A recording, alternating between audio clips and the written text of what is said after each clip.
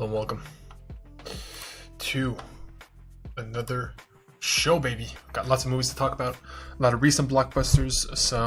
We're finishing up 2021, we are starting 2022, and we finally have our first 10 out of 10 2022 film and or project. First of all, let's talk about the easy to notice. I changed my main poster. There it is. It is Titan, which is a French horror film. Titanium in English. But if you look up Titanium, I'm not sure you will get it. But yeah, it's Titan. Incredible film. Just love the poster. Hella limited. You know what I mean? It's going to be there forever. Cannot wait for people to bring it up. Because let's just say, the woman in the car, they going at it. So that's the obvious. Second most obvious thing. No, that's pretty much it. I mean, the hair is as longer than it's ever been, so this is the best I can do. It's horrible. It's literally never been longer. So yeah, one day I will shave it off, but COVID times. What are you gonna do? That's how it goes. Without further ado, let's go into the films. That's why we're here. That's what we do. I am a funnel. I take these all in. Usually the best of the best, only the best, none of the rest. I take them all in so that I can bring them back to you and tell you if you should see them in the first place. It is that simple. No spoilers, quick reviews. Here we go. This week was Uncharted. I saw this one. I shouldn't have seen this one on principle, but I made an exception because I played the video games. This is the quick rundown. Jackass Forever, the latest and probably last Jackass films with the original crew. Is it as good as the rest? Should you see it? Etc. etc. I got a few classics. I got two classics. Let's have Girls Trip, simply because they announced that they're doing a sequel.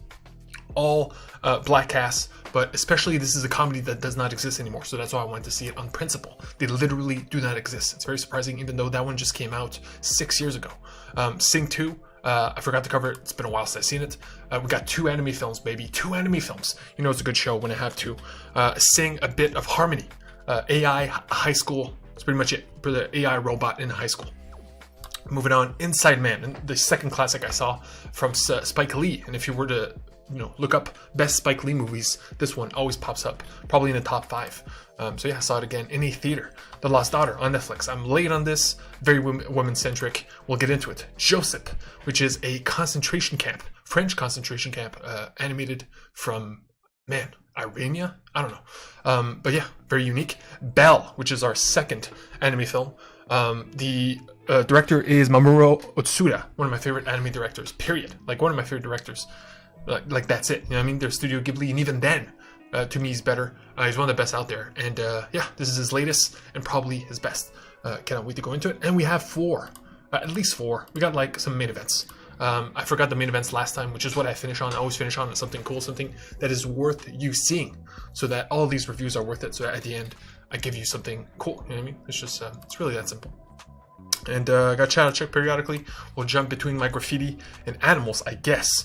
More graffiti will come as the seasons change. But yeah, I still have over 150 here to look as we do this. I'm a bit rusty. But yeah, in the coming days, man, we're doing a show every day. We have the Oscar catch-up. I have the Animation Battle Royale, which is all the best animated shows of 2021 that I missed, that I can catch them up on. We're talking over 12 animated shows that I've all been watching. Battle Royale style, that's coming in the coming days, guaranteed. So without further ado, Uncharted. Okay, so I played all 4 games. Huge series of games. The games are not known for their story. Very important. They have story as a backbone. There's cutscenes, and then you jump into gameplay where you kill like 200 people, climb some mountains. It's Tomb Raider, but modern day. So they have a movie that not only puts all of it together, and first of all, it's badly received. If I were to go by my principles of never seeing a bad film that is viewed as such, I would not have seen this. It has like a 40% Rotten Tomatoes and a low IMDb score, but some people like it. So yeah, as a fan of the games, like, who cares, to be honest, because again, you did not go for the plot. So it's all about the film standing on its own, on if it's worth seeing compared to Indiana Jones and other type movies. Most recently, we had the Jungle Cruise with The Rock on Disney+. Jungle Cruise is better. Uncharted was rough most of the time, simply put, because of the main 2 actors. It is very simple. It is a buddy cop comedy. Not buddy cop, but you know what I mean? Like 2 guys, the whole film bonding. So you got Mark Wahlberg and Tom Holland. Now, they're both younger than they are in the games, purposefully, because I'm guessing they want to do this as a franchise and keep it going for more than 10 years. And let me tell you, they don't have good chemistry, which is the backbone of these films. So you have worse films with worse stories, like, for example, Rush Hour with Jackie Chan and Chris Tucker, which are way better and way more memorable. because of the chemistry between the two actors. Of course, Chris Tucker was way funnier than, say, Mark Wahlberg. Mark Wahlberg is known for action, not comedy. And Tom Holland takes back what makes him great as Spider-Man, right? His quirky sense of humor to be an action star, and that kind of betrays. So yeah, it doesn't quite work. The whole time you're like, this is rough. You know what I mean? I don't like this. This is not like great vibes. But yeah, decent action. And the final action scene, which apparently was spoiled in the trailer. I don't watch trailers on principle. To me was incredible. To me was literally worth suffering through the bad chemistry and most of the like, I don't care about this really, which was very surprising, very surprising. So the final action scene to me was worth it to bump it up to a 7. But so that's a good film, worth seeing if you're interested. But if not, please do not go out of your way to see this. It's truly not worth it. And it's only worth it because I had not seen the trailers. If I had seen the trailers and I knew what was going to happen, which is apparently most everybody, I would have been like, whatever. I saw it in a trailer. Like, who cares? So yeah, Uncharted. Hard 7, and it's lucky it's getting that. But yeah, still got it. Jackass Forever. I'll try to go faster on most of these. Usually I don't go this long. It's literally, this is critic proof. It is review proof. You can't review this film because you know what you're getting it for. You're getting for some stupid stunts, a lot of dicks everywhere. You're going to see a lot of penises and a lot of torture, both animal torture, physical torture, and mental torture. Made for laugh, right? But it is what it is. It's like literally people hurting each other for your entertainment. If you're not in for that, you're not in for that. It's that simple. But if you are in, if you cared about it back in the day, if you're slightly curious, I can tell you right now, you will not be disappointed. It has such a fast pace. It's pretty crazy how it goes from insane stunt to insane gross moment to non-stop for like an hour and a half, to the point where I could, like, it feels like it could keep going forever as long as you're in for that, you know? I was in a perfect crowd and went at like 10 o'clock in the evening, in a perfect mood, in a lot of people in the room, you know, so people were pumped, people were shouting, screaming, oohing and eyeing, which is like, you know, such a high bar of success. Like that's what you want. You want people clapping, you want people screaming, and this movie does it and delivers on the promise of what it is. Yeah, it is kind of weird seeing sometimes 45-year-olds like really hurting themselves, where you're like, whoa, that literally is taking years off their life. But if they're doing it for us and they're doing it for the entertainment and they deliver on their promise, and that is a gigantic victory. So for me, it's a 9 out of 10. But let me tell you, it's not a movie conductive to scores. You know what I mean? It's you're in or you're out. It will deliver on what you expect. It is really that simple. But still, you score everything. It's a 9, baby. 10 out of 10 still to come. Okay, so we did. No, that's it. This is our first classic Girls Trip because it's a funny one. It's a weird one. Why, Alex? Why are you gonna go see Girls Trip on some random day when you can go see anything else, right? First of all, it's a classic in the theater. Like, usually I'm going to go see it on principle if it's viewed as such. And Girls Trip, by the way, 6.2 IMDb, which is horrible, but 92 Rotten Tomatoes is insanely high for a comedy. I could not believe this when I saw this. It's even better than Bridesmaids, and Bridesmaids is one of the best comedies done in the last 15 years, period, regardless that it's a bunch of women.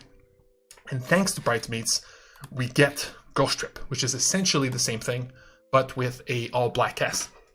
And by the way, these 4 women, legends, like high respect. Regina Hall, bottom left, is like the only one I didn't know, but she's like the main character in the film. But everybody else, Tiffany Haddish, incredible comedian, Jada Pinkett Smith, wife of Will Smith, but also great actress in her own right, and Queen Latifah, which is also well known, which surprisingly, she is the weakest link. If Queen Latifah is the weakest link in your film, you have yourself a good film. Now, because it is a comedy in the style of Bridesmaids, it's an old school comedy, you know what I mean? 4 girls going off from their, marriage or career-driven lives to go out and party at like Las Vegas or New Orleans. It's an old concept. It's been done a million times, usually with men, usually with white men. So to have it done with black ladies is what makes it unique. But they explore drama. There's always a drama side to these comedies because they're old school. The bonds must be destroyed and must be fixed within the film, within the comedy. You know what I mean? It's not like Jackass where it's joke after joke. So first of all, the jokes deliver. Second of all, the drama actually delivers big time. I was very surprised. At the end, like, you feel like the movie is about something, where you're like, okay, this actually matters. There's a point to this. And the acting is incredible.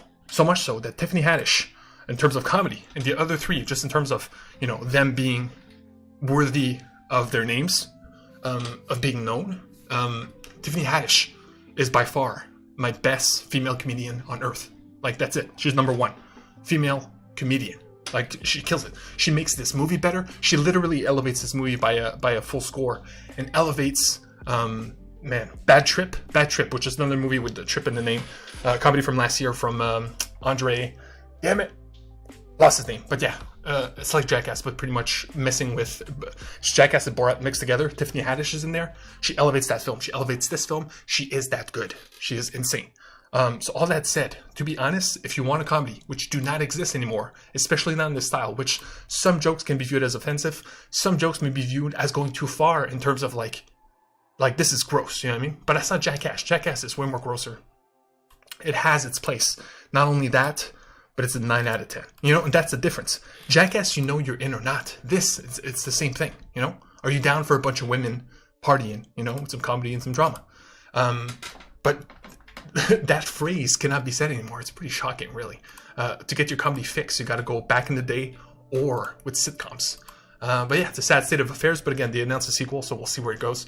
And to be honest, it's hella worth it. I'm telling you right now, I was like as shocked as anybody. So yeah, let's go. Sing 2, baby. I always go longer on the ones where I'm selling it. You know what I mean? It's important to me. Like, should you watch Girls Night? There you go. Sing 2. Damn. Sing 2, a lot was on the line on this one because Sing 2, the next movie from Illumination is Mario. The Mario Brothers film from Nintendo. It's a big deal for gamers, especially because of Sonic being as good as it is, and you know, the high expectations of a Mario film coming out, especially an animated one. So they gave it to the worst studio. Everybody was like, really? Like, you couldn't give it to like Pixar or somebody else? So Sing 2 had the expectations of being the last film that comes out before Mario to confirm or deny that Mario was gonna suck. Like, it's literally that simple. And Sing 2 is okay. Like, Sing 1 is one of my favorite Illumination films, but that's not saying much. I give it an 8, I believe. It continues that, but it's lacking some of the punch that the first one had because of its different storylines. So every character in the movie has a different through line. You know, like one's a mom with like 25 kids. One's a kid whose father is literally a criminal convict. You know what I mean? So it's very interesting in that aspect. And they take all of that away in Sing 2 because they're all defined.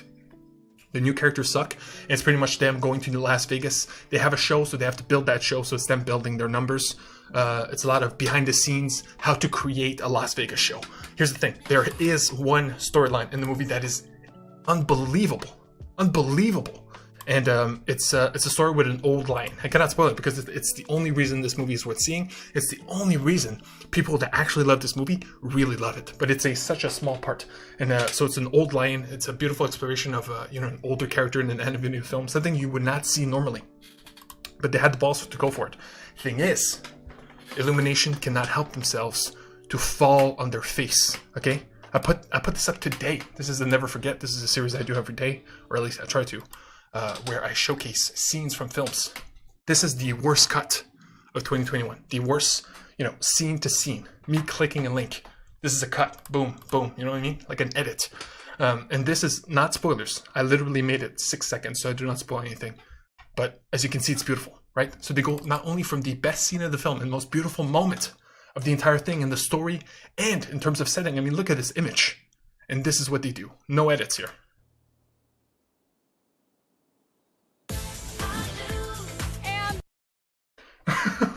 It shocks me.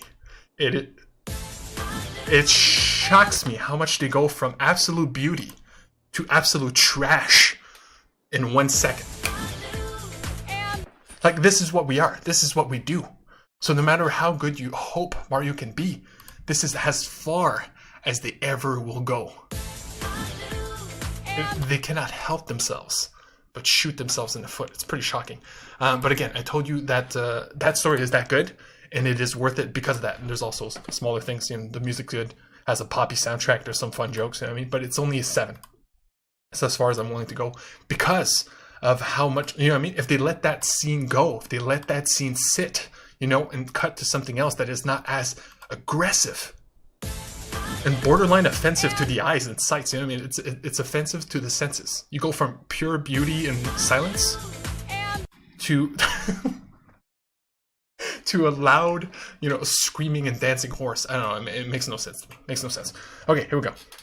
Second Bit of Harmony is our first anime film I'm talking about today. It's very simple. I mean, it's extremely simple. But like all anime, no matter how simple it is, in the end, if it's good, it will hit you hard. And same goes for this film. So it's pretty much an AI in a high school. Normal high school girl has problems. She's not happy. And AI shows up at the school. Where's the music? What's happening? What's happening? Okay, it's playing. It's just back there in the background.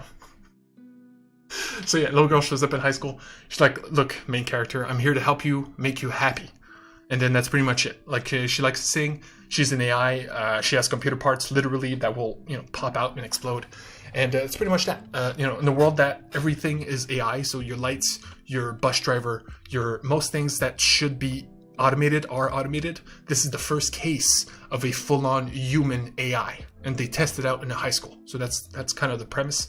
It goes from there. But at the end, even though like most of it is high school bullshit, problems we would laugh at as adults, stuff like that.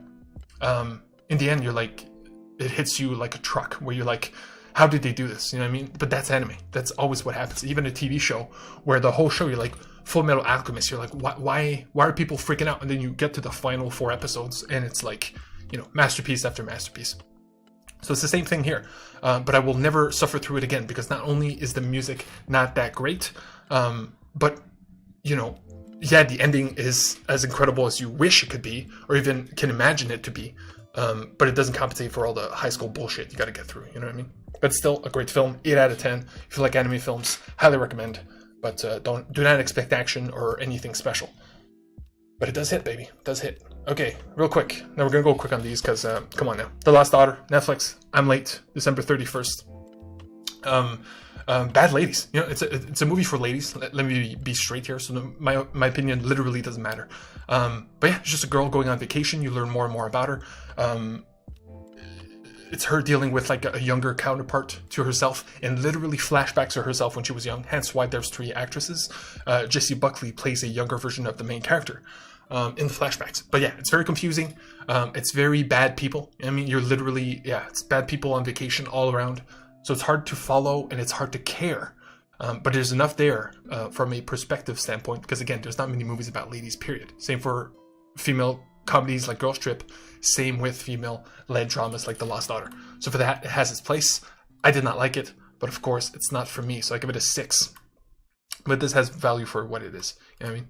But again, my opinion has very little value here. Okay, Inside Man, classic from Spike Lee.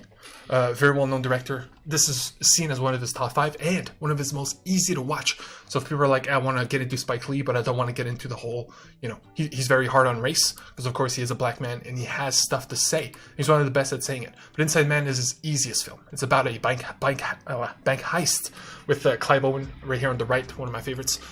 Breaking in with a bunch of people. It's a bank heist film. You know what I mean? There's a few of them. There's Heat. There's The Bank Job. Anyway, it's one of the best of that genre, even though it's a very niche and small one. And back in the day, which was probably 12 years ago, I gave it an 8, right? Which is a great film. This was 2006, and this movie aged badly. Like, it's very surprising, both in the music choices, the editing choices, and the just how it all blends. Like, it feels like a movie from 2006, and it's one of the first examples of a movie from the 2000s that feels old, even though we are still just like 12 years removed. You know what I mean? Like, the HD quality is there, but the time can be felt. It's very surprising in that way. And to be honest, it wasn't as exciting or as cool as I remember it being. Give it a 7. Bumping it down to a good movie. It is not one of Spike Lee's best, and the only reason you should watch this film is if you're a Denzel Washington completionist, Spike Lee completionist, or you absolutely love a bank heist. But that's pretty much it. Josep, real quick. Animated film, I forget from which country, but here's a huge problem with this one. This is weird because I went on Valentine's Day. So Valentine's Day, I went to go see this film at like 4 o'clock in the afternoon, and there was a bunch of couples, and it blew my mind. Okay, look, I'm single, right? And even if I weren't single, I would never, ever force my girlfriend on Valentine's Day to go see this. Are you kidding me? I would literally go see every other movie that's playing other than this film. It's such an obscure animated film. Of course, maybe it is the dream for me to get a woman to allow this to happen, but I would never do this to her. This is like, that's crazy. So it's about a French concentration camp, and the biggest flaw of this film is so obvious, as you will see in the trailer. I rarely showed the movie because it's barely animated. It's a lot of still images. It's a lot of one movement. Like, that is as far as it gets in terms of animation. It's a lot of still images, a lot of narration, and to be honest, even the drawing themselves are not that detailed. So even if it's a story worth being told, which concentration camp stories are hard. You know, you see one, you've seen them all, and you probably don't want to see another. So the fact that it's animated, even badly animated at that, doesn't help that subject. It's an hour and 11 minutes, which is one of the shortest films I've ever seen, but it feels so very long. It feels like over 2 hours. It's pretty insane. It's pretty insane. Where I was sitting there and I'm like, man, this movie's long, even though it's not even close to an hour and a half. It's pretty shocking.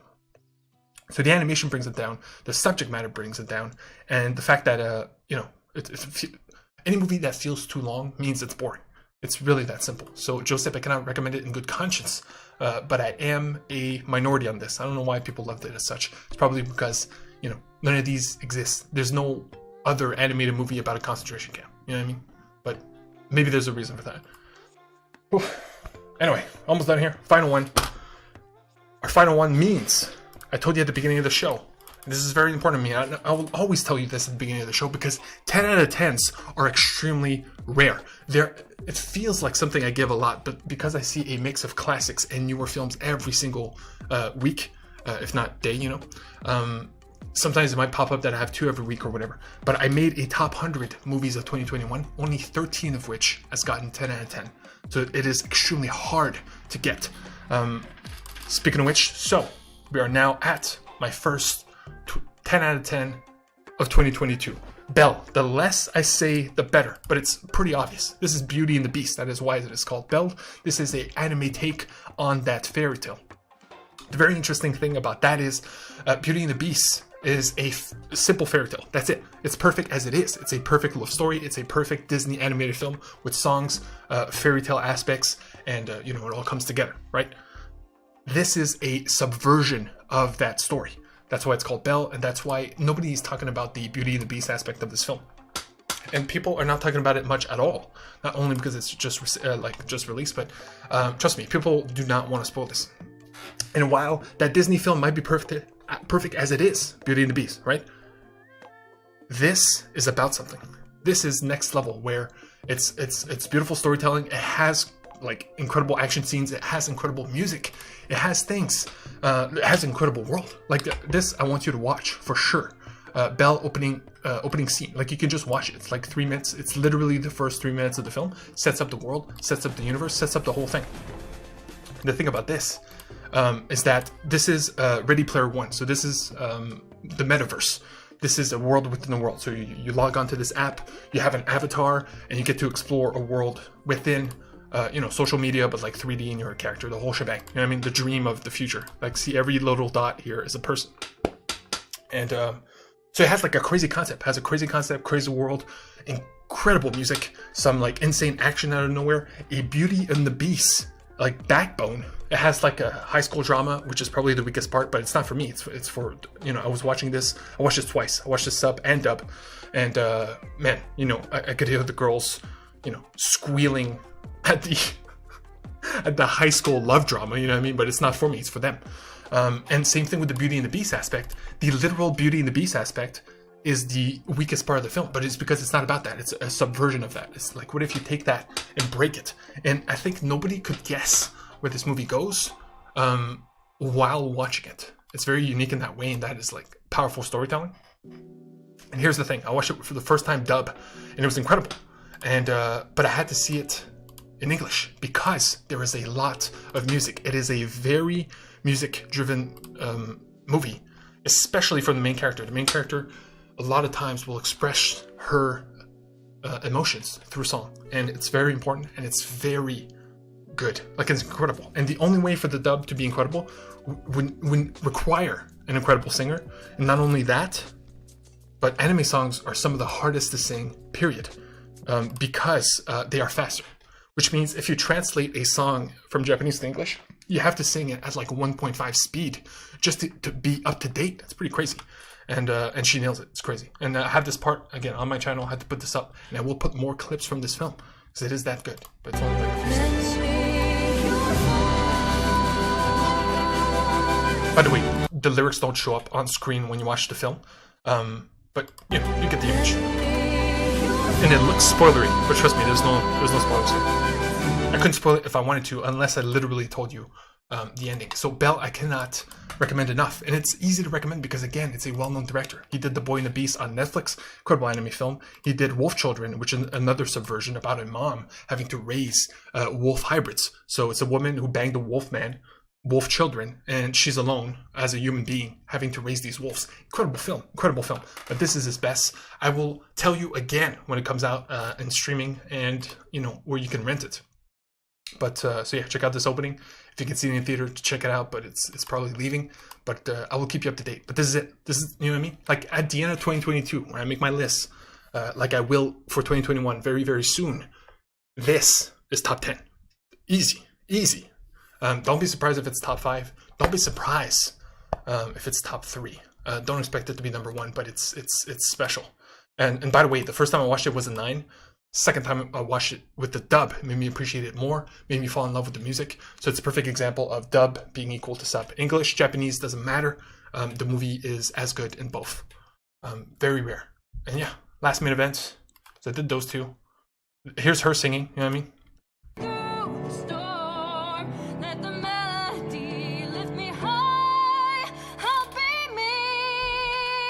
Just to show you,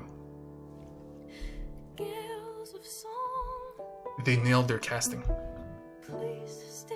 Anyway, this is Willem Dafoe. I saw Spider-Man for the second time. Confirms it's 10. Confirms there's so many problems. If I wasn't a fan above a critic, because I'm not a critic, I would score it a 9, just because there's so many problems that I'm like, man, like so much bullshit. You know what I mean?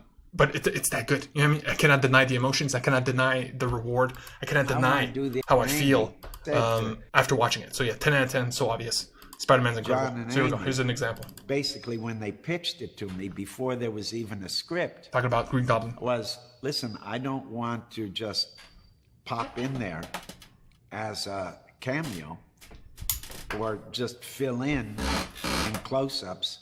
I want to do the action because that's fun for me. And also, it's really impossible to add any integrity or any fun to the character if you don't participate in these things, because all that action stuff informs your relationship to the characters in the story, and also allows you, it makes you earn your right to play the character in a funny way. Sponsored by Sunshine. Okay, this is my hair's long. We're so far down. Let's have fun here. Look at this. Look at this crap. It's like anime hair. It like goes into my eyes. It's real bad. So. Video every day. Like now I'm taking it seriously, but as much as whatever. For now, because yeah, Oscars catch up, very important. Never forget, I will continue every day. Let me show you. Boom, boom. Alex Stories, right? The main channel. We're on Alex Stories live streams right now. This I'm trying to do every day. So far it's been going good. 1, 2, 3. Yeah, so there you go. So I've been going every day for a week now. Look at this one. No one has seen this one. It's my favorite. He's not eating shit. Oh. I love it so much. I've noticed that a lot of my stuff is loop dependent. Like, you can just loop this forever. You know what I mean? Oh my god, it's Disney is their best. I love doing this, you know what I mean? It's funny because this is not the scene I wanted. I might get, like, anyway. This is not the scene I wanted. I want the scene where Cusco goes, "Eh, Pacha?" And I couldn't find it. And I fucked it up just there. You know what I mean? Like, that's how good it is in the film. Never forget it, because it's a perfect delivery of a line. Pacha. Anyway, with like perfect attitude. Couldn't find it. So I found this instead, and I'm like, oh my god. I forgot how funny this scene was. So it's every day, baby. Every day. You don't know what you're gonna get. You don't know what you're gonna get. I got this 6 seconds from Licorice Pizza. I hated this movie. I will talk about it tomorrow after tomorrow for the Oscars. Nominated for Best Picture. Garbage. But look at that shot, baby. Him coming through the smoke. Insane. They probably had to build this smoke. They got like 5 smokers. Guys, smoking this one spot right here. Okay, walk through it now. And they got the shot, baby. Here I am, putting it back for you. So that's every day. Yeah, I'll try to do a live stream every day as well. Battle Royale is no joke. I'm into it now. Okay, I finished round 1 of both. So that's over 26 animated shows, half of which you haven't even heard of. but these are the absolute best. These are the things that everybody is talking about as best, not only in terms of animation, but in terms of TV, period. So perfect example, I watched Demon Slayer yesterday, right? So yeah, and it's, does it hold up? So it's crazy because I'm alternating between like Rick and Morty, Final Space, and like hardcore anime like Demon Slayer and Jujutsu Kaisen. That's coming up, and that's coming up in the rounds. So round 1 will be like 13 shows. 2 will be eliminated. Both 13 anime and 13 Western animation, all to end up with like 5 shows that we are actually watching, actually finishing, and actually covering. But yeah, hardcore tournament, hardcore stuff. It's fun. Join me, baby. Join me. And that's pretty much it. I'll fix the schedule someday, get a haircut, etc., etc. One thing at a time. Until next time. Belle. Very special. Very special.